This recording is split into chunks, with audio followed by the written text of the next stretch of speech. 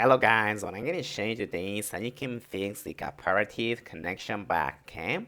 A common issue in early access is the connection fail or the share code not generated error, okay?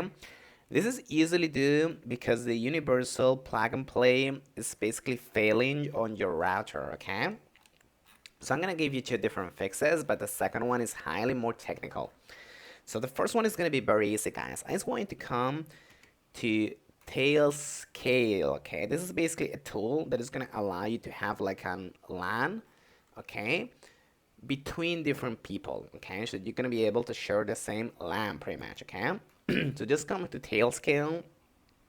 Both of you have to download this, okay, for Windows, for Linux, whatever it is. Okay, so just download it and just sign in and connect to the same tailnet.